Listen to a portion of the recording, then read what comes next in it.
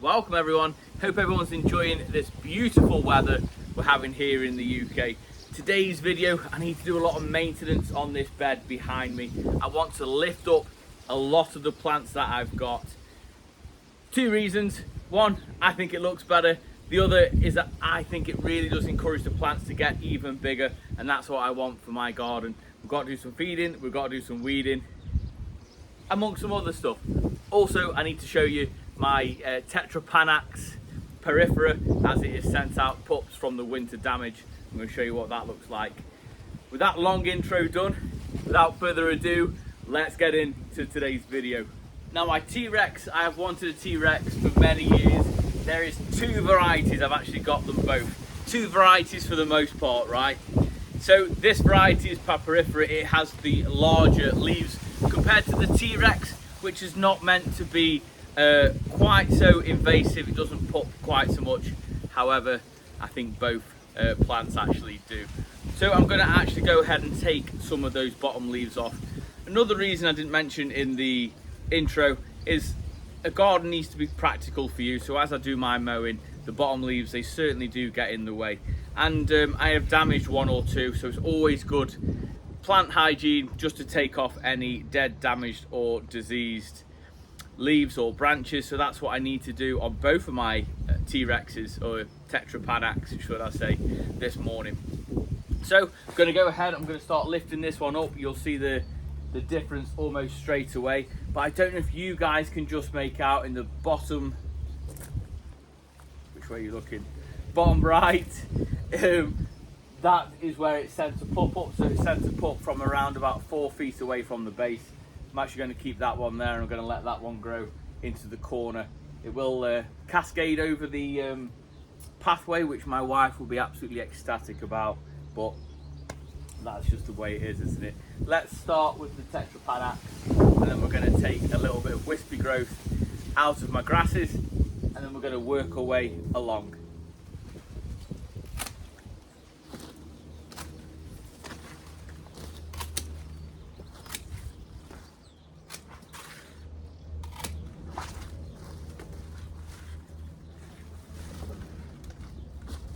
And then of course it exposes a multitude of sins, at least a good month or so without any weeds, so we'll go ahead and pull some of them out.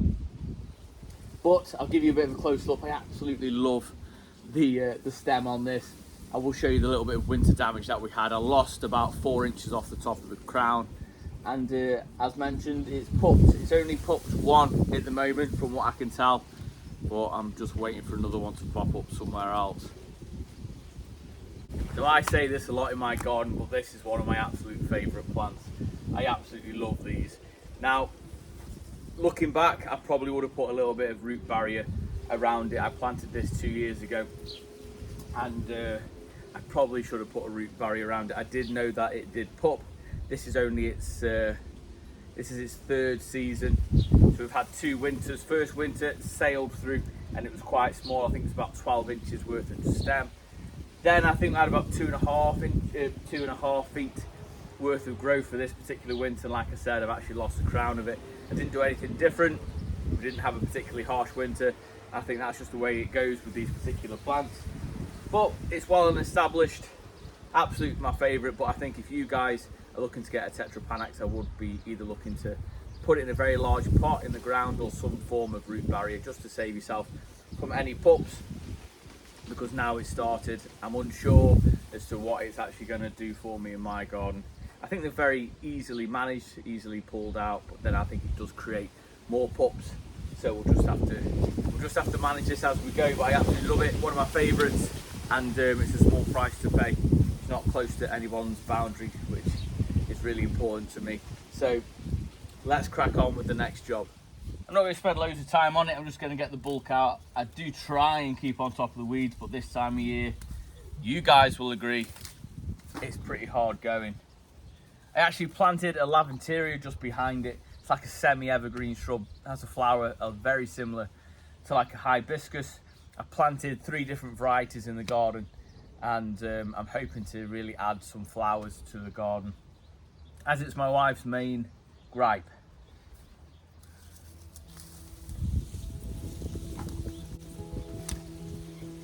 do have some nasturtiums which I never planted. I actually planted them, I think, in the first year I was here, and they seed that often that I've never had to put any in again.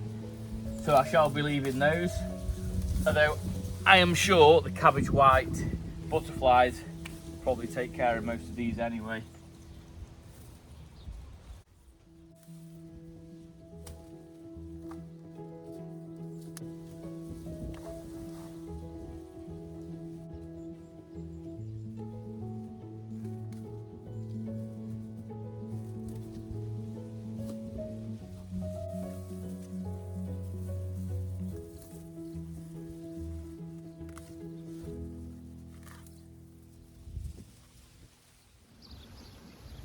So just a light prune, as it would seem, but it does look far better for it.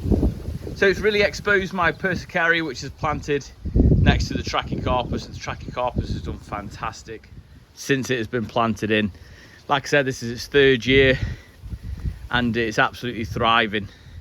You can't really see it that much as I'm kind of overplanted a little bit, but what I am going to do with one side of my grass is I'm actually going to chop it back, just so I can appreciate the trachycarpus leaves. And then in the winter I'll probably reduce it, the grass, reduce it by half and move it somewhere into the garden. So I'm going to get my shears, give it a bit of a chop, won't hurt it this time of year, take a few of the like the flower spikes out of it and just reduce it a little bit, just so it looks a little bit more managed.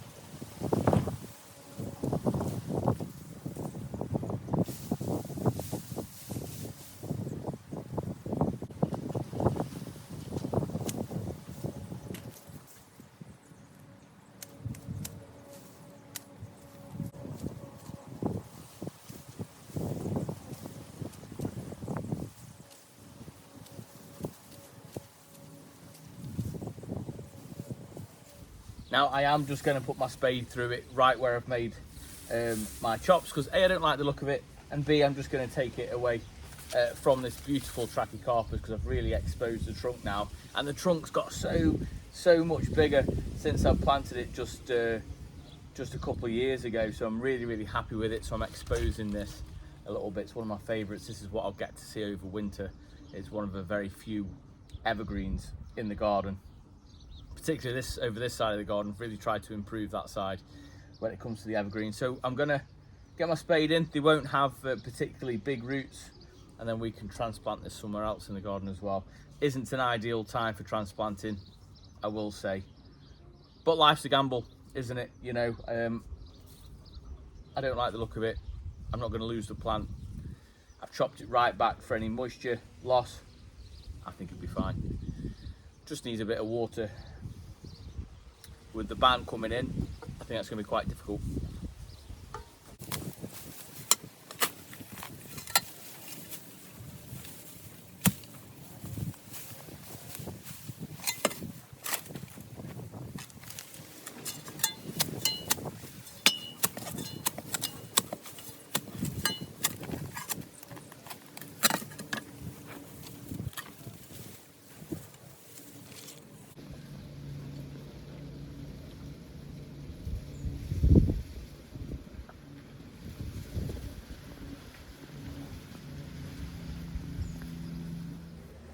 So this side, a lot tidier.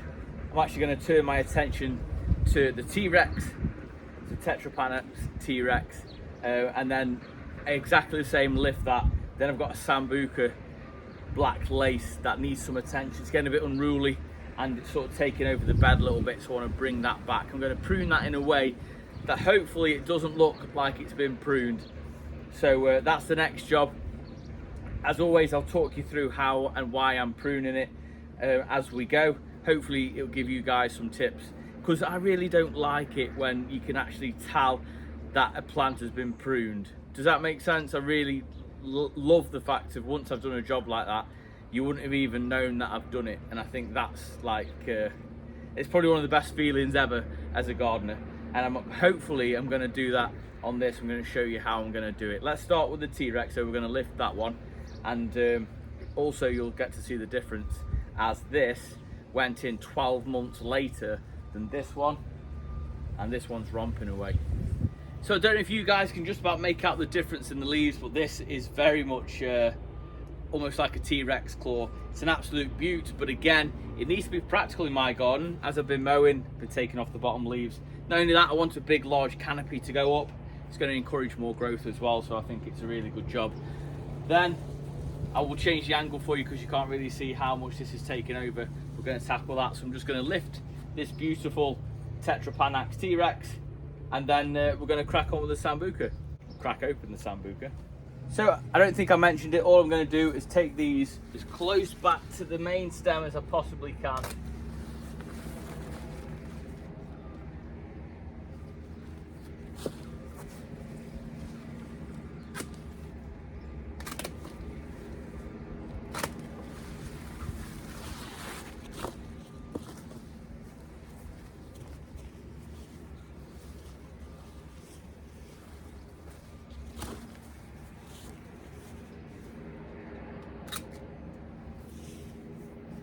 There we have it. I know I talk about maintenance being practical. This will obviously get lower down and it will come off, but not today. I actually really love the fact that it hangs over, and it's an absolute beauty, isn't it? But as you can see in frame, this is my black clay sambuca. Absolutely adds a beautiful contrast to the garden. Unfortunately, it's just a deciduous plant, so it does drop all of its leaves. Wouldn't it be nice to keep this kind of colour over winter? Anyway, let's get cracking into pruning it. Now, when it comes to pruning requirements for these plants, you can be as harsh as you want. Now, I tend to put it into whatever shape that I want it. I want to take it off this beautiful Tetrapanax, so I'll concentrate on this side first. Then I want to take it away from my salix, which is that side, and then we're going to take it off the top as well. So I don't want it to be a ball, but let's just see how it turns out. I just want it to look like it's not been pruned. Let's start off with this side.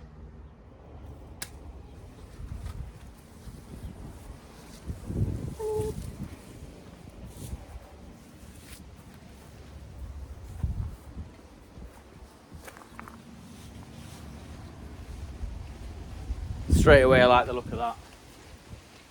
So I'm going to take it down so we can see growth at the front. I'm going to take it to behind it.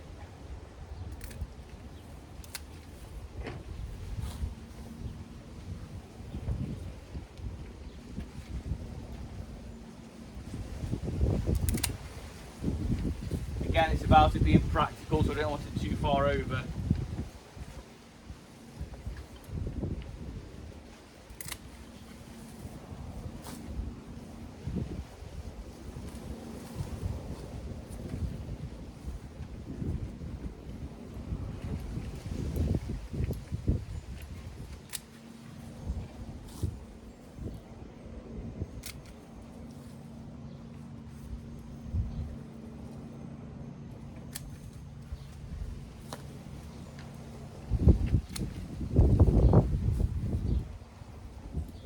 Always taking it to a leaf node, and I'm always trying to hide it inside the actual shrub itself, hide the cut. Let's take this big one out.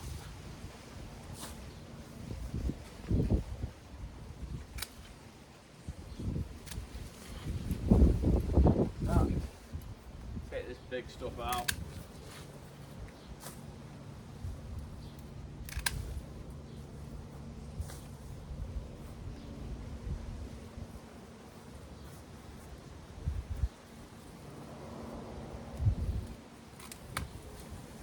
Want to take it off the side.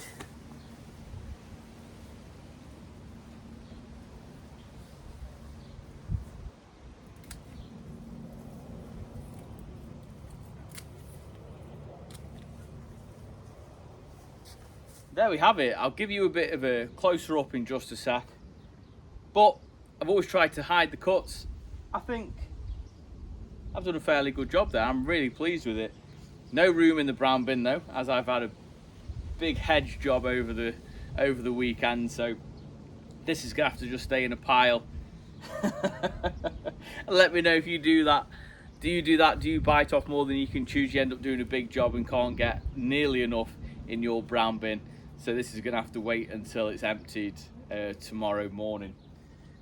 But I'm really happy with that. I'm going to give you a closer up. Now is the perfect time to actually take some cuttings off your beautiful sambuca plants. So don't worry too much about the heat wave. I think if you're doing this anyway, the mother plant's going to be absolutely fine. Just find a nice shady spot to put your cuttings. I actually did a video on how to.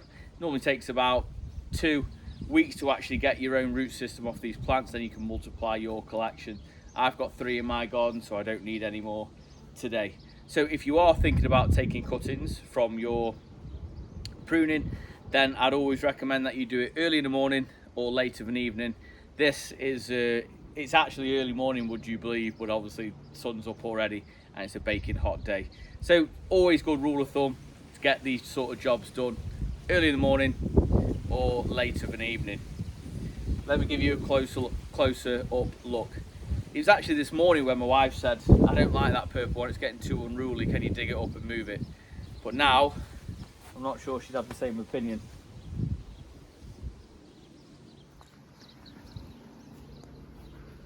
So the cuts I make, as you can see, or can't see, they're just there. They're just hidden.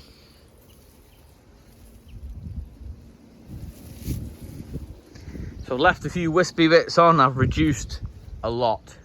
That's what's come off it, and that's what's left. I'm not too worried about my other one. I'm quite like that to get to the top of the fence. A little bit more maintenance needs to be done on that, but not today. And then there's the T-Rex. And I'm just making piles at this point. But for a fairly new bed, I think this has been together. I think this is sort of 2nd year for all of this, so I'm very happy with it. It just needed a little bit of maintenance on it, and I'm very, very pleased. Very last job is to add a little bit of chicken manure to these beds, just to promote some really lovely growth. I'm a real advocate for chicken manure, as my whole garden's sort of built on it, and with only being into its 3rd year, I'm really pleased with how it's going, and I think this has played a massive part. So I'll just simply scatter some of this on. You can pick these up. I think they're quite expensive now. I think they're around 15-20 pounds. I think I paid about £12 for this. This is a variety called Vitax, which is one of the leading brands. This is called 6x, so 6 times the nutrient content. I'd highly recommend if you can look for a Vitax, because I think it's kind of the same kind of money now as well. So yeah, just bear that in mind. Vitax is probably one of the best ones you can do. Simply throw it on, and then once it rains, I don't want to jinx it, I'm enjoying this weather, or you can water it in and it will break down and add much needed nutrients to your soil. So that is the last job. I'll simply scatter some of this on, and that is it for today's video. So if you did enjoy it, then please do give it a big thumbs up. If you got something from it, then I really would appreciate if you wouldn't mind subscribing. I think up to 87% of my views come from people who are unsubscribed, so I'd really appreciate if you wouldn't mind doing that. Certainly if you enjoyed it and got something from it, then please do give it a big thumbs up, as it really does help the channel out. Drop a comment down below, as it helps share it out to others who love gardening just like we do. Until tomorrow, I will see you in the garden. You take care.